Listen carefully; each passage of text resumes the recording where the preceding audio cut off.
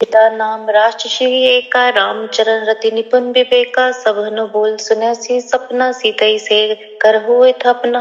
उनमें एक त्रिजटा नाम की राक्षसी थी। उसकी श्री रामचंद्र जी के चरणों में प्रीति थी और वह विवेक अर्थात ज्ञान में निपुण थी।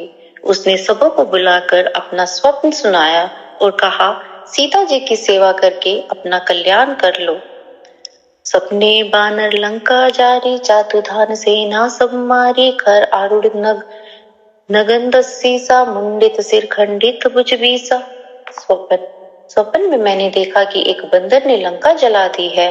राक्षसों की सारी सेना मार डाली गई है। रावण नंगा है और गधे पर सवार है। उसके सिर मुंडे हुए हैं, 20 भुजाएं कटी हुई हैं।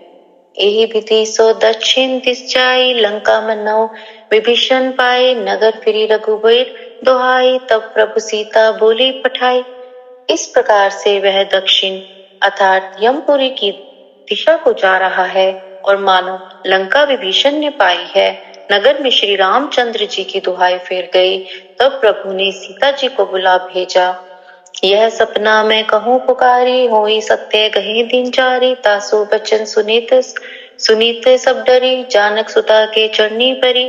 मैं पुकार कर निश्चय के साथ कहती हूँ कि यह स्वप्न 4 अर्थात कुछ दिनों बाद सत्य होकर रहेगा। उसके वचन सुनकर वे सब राक्षसियां डर गई और जानकी जी के चरणों में गिर पड़ी। जह तह गई सकल तब सीता कर मन सोच मास दिवस बीते मोही मरिहे निशाचर पोच। तब इसके बाद वे सब जहां तहां चली गई। सीता जी मन में सोच करने लगी कि 1 महीना बीतने पर नीच राक्षस रावण मुझे मारेगा। त्रिजटा सन बोली कर जोरी मातु विपति संगिनी ते मोरी तजो दे करु बेक उपाय दुसे बिरु अब नहीं सही जाई। सीता जी हाथ जोड़कर त्रिजटा से बोली, हे माता, तू मेरी विपत्ति की संगिनी है। जल्दी कोई ऐसा उपाय कर जिससे मैं शरीर छोड़ सकूं। विरह असहाय हो चला है, अब यह सहा नहीं जाता। आन काठ रच चिता बनाई मात अनल पुनि देह लगाई सत्य करू मम प्रीति से आनी सुनको श्रवण सूल संबानी। काठ लाकर चिता बनाकर सजा दे, हे माता, फिर उसमें आग लगा दे। हे सयानी, तू मेरी प्रीति को सत्य कर दे। रावण की शूल के समान दुख देने वाली वाणी को कानों से कौन सुने। सुनत वचन पद गही समझैसी प्रभु प्रताप बल सुनैसी। निसीन अनल मिली सुन सुकुमारी असर कही सो निज भवन सिधारी। सीता जी के वचन सुनकर त्रिजटा ने चरण पकड़कर उन्हें समझाया और प्रभु का प्रताप बल और सुयश सुनाया। उसने कहा, हे सुकुमारी, सुनो, रात्रि के समय आग नहीं मिलेगी। ऐसा कहकर वह अपने घर चली गई। कह सीता विधि भा प्रतिकूला मिली न पावक मिटे न सूला देखित प्रगट गगन अंगारा अवनि न आवत एक तारा। सीता जी मन ही मन कहने लगी, क्या करूं, विधाता ही विपरीत हो गया। न आग मिलेगी न पीड़ा मिटेगी। आकाश में अंगारे प्रकट दिखाई दे रहे हैं पर पृथ्वी पर एक भी तारा नहीं आता। पावक में ससी सनवत नागी मानो मोही जानी हतभागी सुने विनय मम बिटप अशोका सत्य नाम करु हर मम शोका। चंद्रमा अग्निमय है किंतु वह भी मानो मुझे हतभागिनी जानकर आग नहीं बरसाता। हे अशोक वृक्ष, मेरी विनती सुन, मेरा शोक हर ले और अपना नाम सत्य कर। अर्थात अपना नाम अशोक सत्य कर। नूतन किसलिए अनल समाना देही अग्नि जनि करे निदाना देखी परम विराकुल सीता सोचन कभी कल्प संबीता। तेरे नए नए कोमल पत्ते अग्नि के समान हैं। अग्नि दे, विरह रोग का अंत मत कर। अर्थात विरह रोग को बढ़ाकर सीमा तक ना पहुंचा। सीता को विरह से परम व्याकुल देखकर वह क्षण हनुमान जी को कल्प के समान बीता। कपि करी हृदय विचार दिनिये मुद्रिका डारे तब जनु अशोक अंगार दिने हर्षे उठकर गेहूं। तब हनुमान जी ने हृदय में विचार करके सीता जी के सामने अंगूठी डाल दी। मानो अशोक ने अंगारा दे दिया। यह समझकर सीता जी ने हर्षित होकर उठकर उसे हाथ में ले लिया। तब देखी मुद्रिका मनोहर राम नाम अंकित अति सुंदर, चकित चित्त मुद्री पहचानी, हर्ष विषाद हृदय कुलानी। तब उन्होंने राम नाम से अंकित अत्यंत सुंदर एवं मनोहर अंगूठी देखी। अंगूठी को पहचानकर सीता जी आश्चर्यचकित होकर उसे देखने लगी और हर्ष तथा विषाद से हृदय में अकुला उठी। जीती को सकल अजय रघुराई, माया ते असी रची नहीं जाई, सीता मन विचार करना ना, मधुर वचन बोले हनुमाना। वे सोचने लगी, श्री रघुनाथ जी तो सर्वथा अजय हैं, उन्हें कौन जीत सकता है, और माया से ऐसी अर्थात माया के उपादान से सर्वथा रहित दिव्य चिन्मय अंगूठी बनाई नहीं जा सकती। सीता जी मन में अनेक प्रकार के विचार कर रही थी। इसी समय हनुमान जी ने मधुर वचन बोले। रामचंद्र गुण बरने लागा, सुनते सीता कर दुख भागा, लागी सुने श्रवण मन लाए, अद्भुते सब कथा सुनाई। वे श्री रामचंद्र जी के गुणों का वर्णन करने लगे, जिनको सुनते सीता जी का दुख भाग गया। वे कान और मन लगाकर उन्हें सुनने लगी। हनुमान जी ने आदि से लेकर अब तक की सारी कथा सुनाई। श्रवणामृत जेहि कथा सुहाई, कही सो प्रकट होती किन भाई, तब हनुमंत निकट चले गए, फिर बैठी मन विस्मय भेऊ। सीता जी बोली, जिसने कानों के लिए अमृत रूप यह सुंदर कथा कही, वह हे भाई प्रकट क्यों नहीं होता। तब हनुमान जी पास चले गए। उन्हें देखकर सीता जी फिर मुंह फेर कर बैठ गई। उनके मन में आश्चर्य हुआ। रामदूत में मात जान की, सत्य शपथ करुणा निधान की, यह मुद्रिका मात में आनी, दिन राम तुम्हें कैसे दानी। हनुमान जी ने कहा, हे माता जानकी, मैं श्री राम जी का दूत हूँ, करुणा निधान की सच्ची शपथ करता हूँ। हे माता, यह अंगूठी मैं ही लाया हूँ। श्री राम जी ने मुझे आपके लिए यह सही दानी अर्थात निशानी या पहचान दी है। नर बानर ही संग कहूँ कैसे, कही कथा भई संगत जैसे। सीता जी ने पूछा, नर और वानर का संग कहो कैसे हुआ। तब हनुमान जी ने जैसे संग हुआ था वह सब कथा कही। कपि के वचन सप्रेम सुनी, उपजा मन विश्वास, जाना मन क्रम वचन, यह कृपा सिंधु कर दास। हनुमान जी के प्रेम युक्त वचन सुनकर सीता जी के मन में विश्वास उत्पन्न हो गया। उन्होंने जान लिया कि यह मन वचन और कर्म से कृपा सागर श्री रघुनाथ जी का दास है। हरिजन जानी प्रीति अति गाढ़ी, सजल नयन पुलकावली बाड़ी, बूढ़त बिरहे जल्दी हनुमाना, भय तात मोह कई चल जाना। भगवान का जन अर्थात सेवक जानकर अत्यंत गाढ़ी प्रीति हो गई। नेत्रों में प्रेमाश्रुओं का जल भराया और शरीर अत्यंत पुलकित हो गया। सीता जी ने कहा, हे तात हनुमान, विरह सागर में डूबती हुई मुझको तुम जहाज हुए।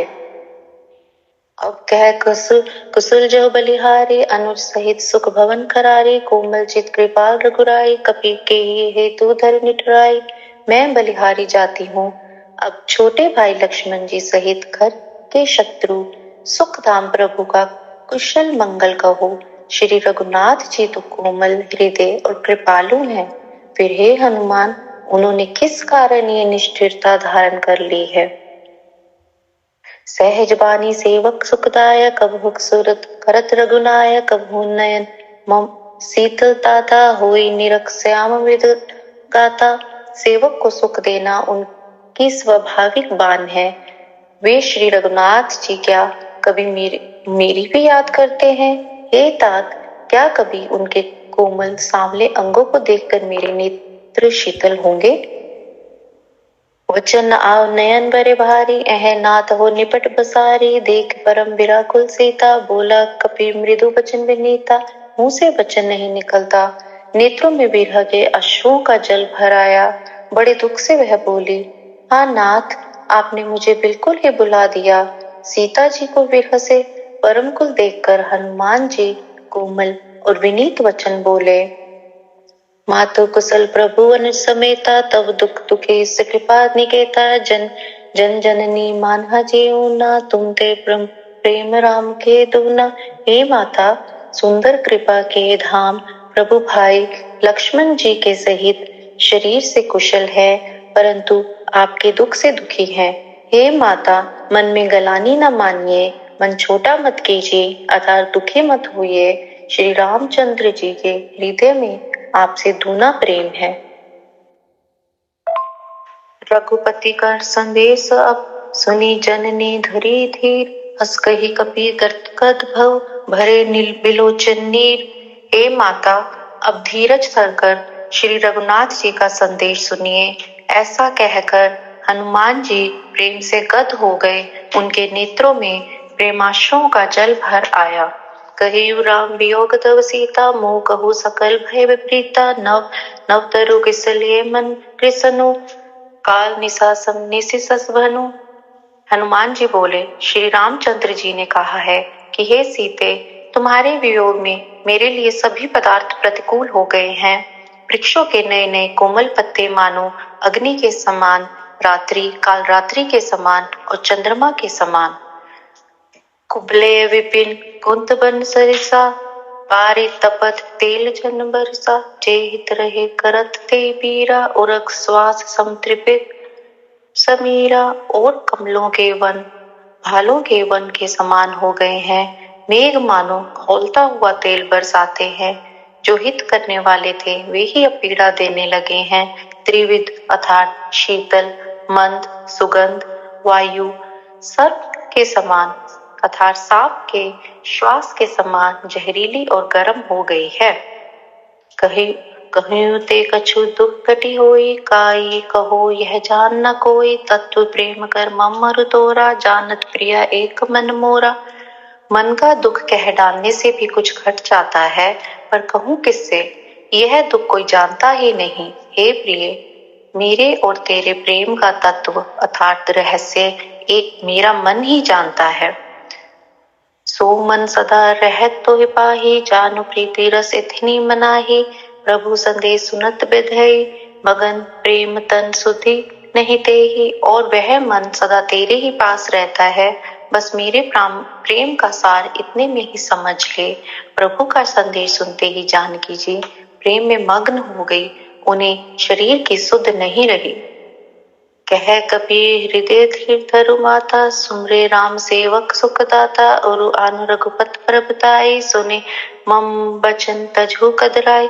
हनुमान जी कहते हैं कि हे सीता, हृदय में धैर्य धारण करो और सेवकों को सुख देने वाले श्री राम जी का स्मरण करो। श्री रघुनाथ जी की प्रभुता को हृदय में लाओ और मेरे वचन सुनकर कायरता छोड़ दो। निशिचर निखर पतंग सम, रघुपति बान कृसान। जननी हृदय धीर धर, जरे साचर चान। राक्षसों के समूह पतंगों के समान और श्री रघुनाथ जी के बाण अग्नि के समान है। हे माता, हृदय में धैर्य धारण करो और राक्षसों को जला ही समझो। जो रघुबीर होती सुधि पाई, करते नहीं विलंब रघुराई। राम बान रवि ओह जानके, तम बरुत कहा जात धान के। श्री रामचंद्र जी ने यदि खबर पाई होती तो वे विलंब ना करते। हे जानकी जी, राम बाण रूपी सूर्य के उदय होने पर राक्षसों की सेना रूपी अंधकार कहाँ रह सकता है। अब ही मात मैं जाओ लवाई, प्रभु आयुष नहीं राम दोहाई। कछुक दिवस जननी धरु धीरा, कपिन सहित अही है रघुबीरा। हे माता, मैं आपको सभी यहाँ से लिवा जाऊं, पर श्री रामचंद्र जी की शपथ है, मुझे उनकी आज्ञा नहीं है। हे माता, कुछ दिन और धीरज धरो, श्री रामचंद्र जी वानरों सहित यहाँ आएंगे। निशिचर मारी तो ही लह जाई, तिहु पुर नारदाई। जस गाई है सुत कपि सब तुम समाना, जात धन अति भट बलवाना। और राक्षस को मारकर आपको ले जाएंगे। नारद आदि अर्थात ऋषि मुनियों 3 लोकों में आपका यश गाएंगे। सीता जी ने कहा, हे पुत्र, सब वानर तुम्हारे ही समान नन्हे नन्हे से होंगे। राक्षस तो बड़े बलवान और योद्धा हैं। मोरे हृदय परम संदेहा, सुने कपि प्रगट किनी निज देहा। कनक भूधराकार शरीरा, समर भयंकर अति बल बीरा। अतः मेरे हृदय में बड़ा भारी संदेह होता है कि तुम जैसे बंदर राक्षसों को कैसे जीतेंगे। यह सुनकर हनुमान जी ने अपना शरीर प्रकट किया। सोने के पर्वत अर्थात सुमेरु के आकार का अत्यंत विशाल शरीर था, जो युद्ध में शत्रु के हृदय में भय उत्पन्न करने वाला अत्यंत बलवान और वीर था। सीता मन भरोस तब भऊ, पुनि लघु रूप पवन सुत लहु। तब उसे देखकर सीता जी के मन में विश्वास हुआ। हनुमान जी ने फिर छोटा रूप धारण कर लिया।